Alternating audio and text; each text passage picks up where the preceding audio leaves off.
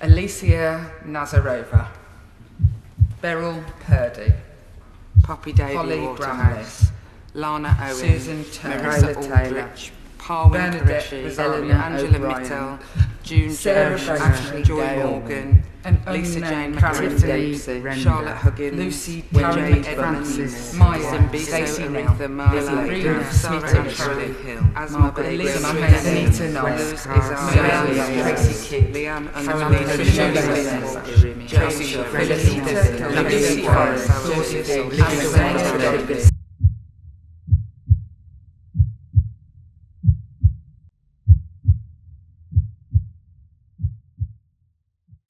First question is, what was Eleanor like as a child? Can you tell me a little bit about who she was? She was quite quirky, obsessive collector of things. Once she got into something, she just went mad on it. Ellie was a lot more outgoing than me, and we have a running joke that Ellie used to speak for me. I used to walk around after her and basically just do whatever I was told to do. So Poppy was a very bright button. She showed early on how bright she was. She loved doing jigsaw puzzles, so by the age of 23 months she was doing like a 36-piece jigsaw. She was very loving, very protective of me. I remember when I went to high school and I had problems with girls, she'd always threaten to back me up in any way. When she was younger, we were very close, and me and Ellie and Libby were very close as a unit because I brought them up on my own. Like I say, from Ellie being 9. Poppy's got a younger brother, Zeb.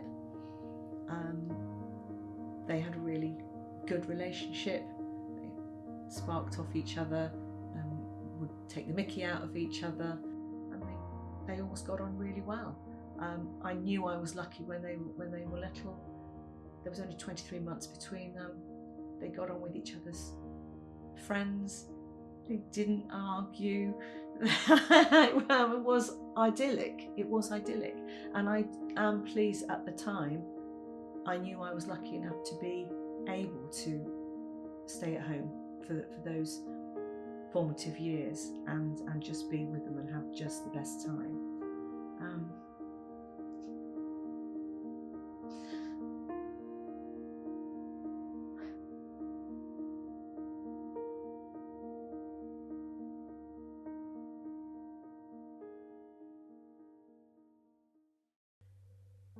Poppy was leaving. She'd got her bags packed. She was moving to a new flat on the Monday morning.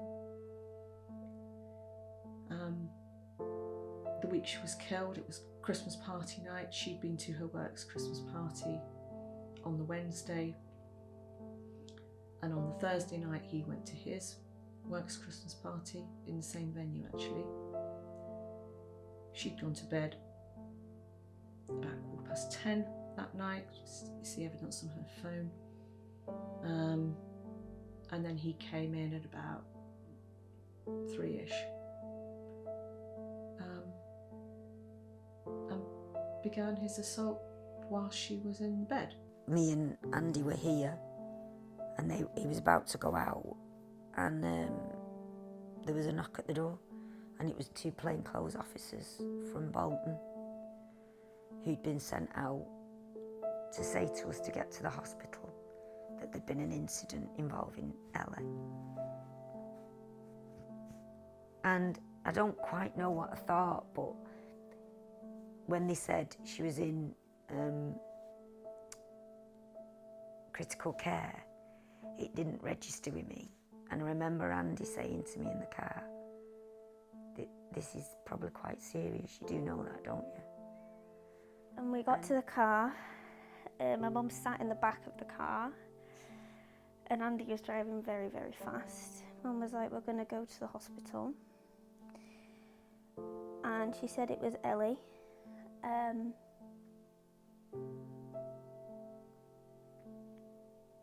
that she'd been stabbed and she was in a coma. And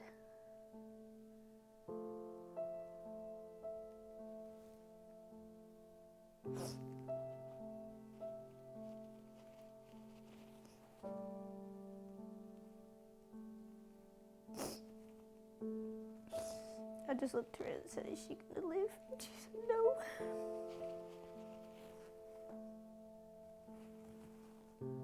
They had split up a couple of months before, but decided they were getting on enough to stay in the flat. She'd gone into there were 2 bedrooms, she'd moved into the other bedroom.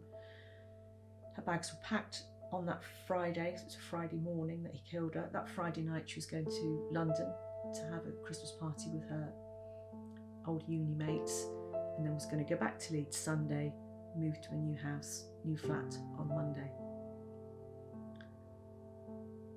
So when we were told, a police officer came to my work at 4:20 on the Friday and told me, when we eventually started going to London, because we had to find Zeb, who was also in a Christmas, Halloween's Christmas party,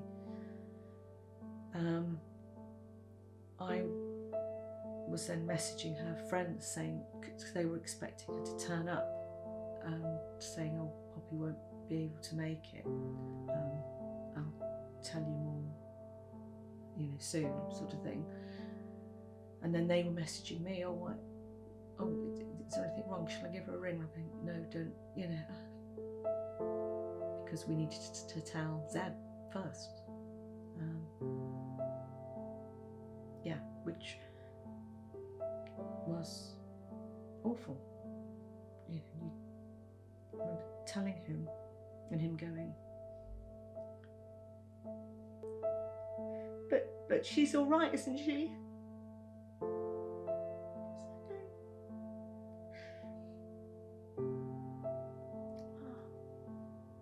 It's just not what you ever imagined that you're ever going to do in your life. I rang an officer I knew and he checked the log and he said, "Oh, she's been stabbed in the leg." But it wasn't that, she'd been stabbed in the groin. And we finally got in and they told us that she'd come in, heavy blood loss, had a cardiac arrest, but they resuscitated her. She was in an induced coma and would wait and see. And we got to see her, like in the hospital, stayed there overnight, and then the next day the consultant came and said, "I'm not sure what you were told last night, but it took them 48 minutes to resuscitate her," so I knew straight away that meant at the very least she was brain dead because the lack of oxygen to the brain. And that I knew then. So I remember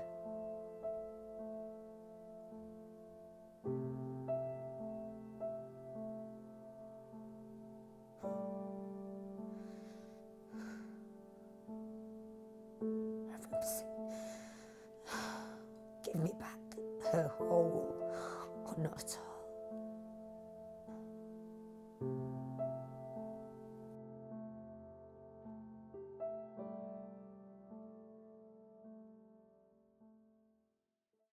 So at the moment, if a weapon is taken to a scene of the crime, then there is a 25-year minimum starting tariff for that sentence to begin at.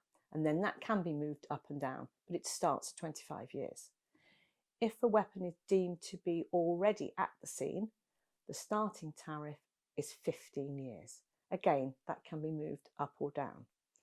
So what we found was the majority of women that are killed in a domestic situation, they are in a house. He got 23 and a half years, but he was also convicted of murder, of Section 18, causing grievous bodily harm, which was the stab to the breast, or Section 18 wounding, and controlling and coercive behaviour and that was based on the messages that they found on a phone. Coercive control is really quite manipulative, and it can be quite subtle.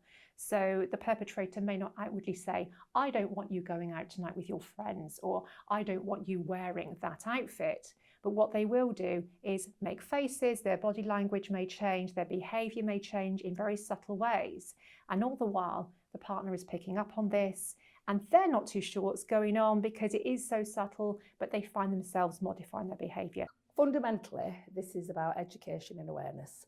There are men and boys who are behaving in ways which we know are sexist and misogynistic, but which they will label as banter or, you know, having a laugh. It's all harmless fun, not understanding the impact of that behaviour on women and girls. Women and girls who are their mothers, their sisters, their girlfriends, their friends.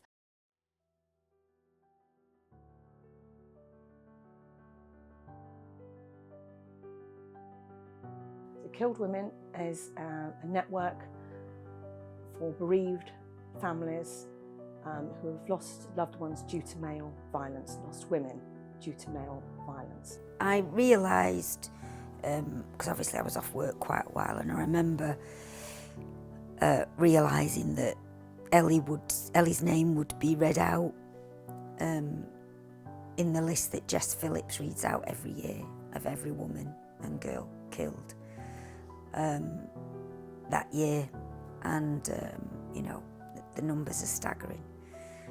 And so I went online to try and find it, and found it, but started to read around that kind of, you know, you read one article, it leads to another, and came across Killed Women.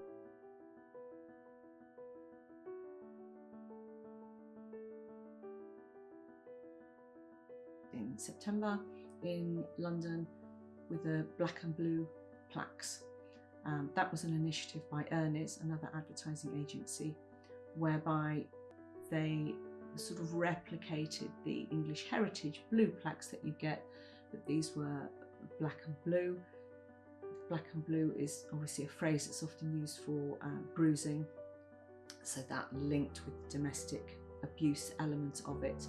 And 7 of our families had the black and blue plaques made, which had the name of the loved one that had been killed, their birth and death year, the length of the sentence, and an ask for that to be changed. Me and a number of other families agreed to take part in this campaign and let our loved one's story be used as a way to publicise this.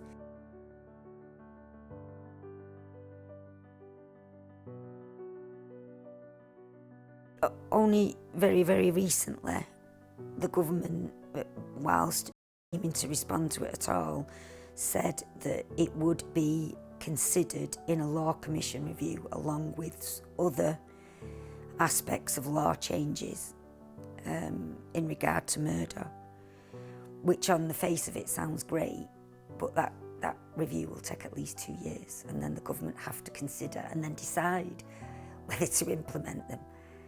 You know, and the phrase used by one of the founders was kicking the can down the road. We have managed to get 5 changes made in the sentencing guidelines. So we have to take some step back and think, okay, we have achieved this.